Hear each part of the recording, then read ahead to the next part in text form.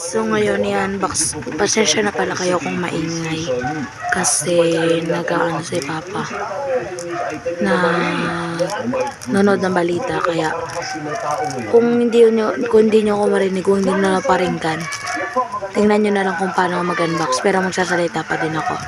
So ito yung kanina na binalot ko na wala akong magawa, pero ibabalik ko na lang to. Samahan nyo ako. So sanitize, kunwari lang ha. Yes po, no? Ako din sa RCSU po, yung mga mahal po ng mga PNP sa paraan ay lisensyado po ang karang niya na to. Wala, nalaglag. Unauthorized po yung pagdadala niya. Oh my God, Ayan, so unboxing. Kaya nga, ginanong namin kasi alam namin. Bagong bili pala to guys. Kanina lang ata doon. Ay, kagabi. Kagabi. O permit to own. Yung license to own.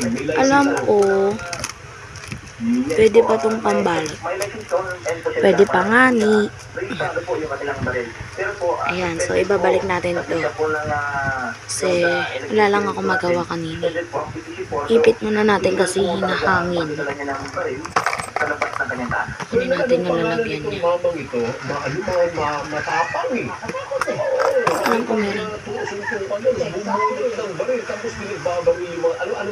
Nanonood kasi ng balita si Papa. Kaya hindi masyadong maingay. Hindi masyadong maingay, kaya maingay. Ganun pala yun. Dito ba yung ano? Yes po, po. Itong tao na hawak nila po at nakaditero, hawak na eh. Oo, dito nila po. Oh my God. Yes po, siya po ay ating Nalaglag. mobility checkpoint po natin. Wala na ba? Stickers. Ayun, wala na. Na-block natin ng So, mobility checkpoint kasama yung ating mga na-responding mga kapulisan at nahuli nga siya na-recover yung firearms niya at yung sasakyan na gamit-gamit niya ng incident na ito. Maingay guys, pasensya na. Kompleto na po yung ating mga dokumento at isasampan na po natin Isa lang laman. yung araw na ito ng multi-point president homicide. So ayun, thank you for watching and wag niyo kalimutan mag-like, comment, and subscribe. So lagi, ngayon lang ako nag-alcohol pagkatapos ko kunwaring unboxing lang. Ayan, so thank you. Wag niyo kalimutan mag-like, comment, and subscribe, and comment. Bye! Baliktad. Pala yan guys.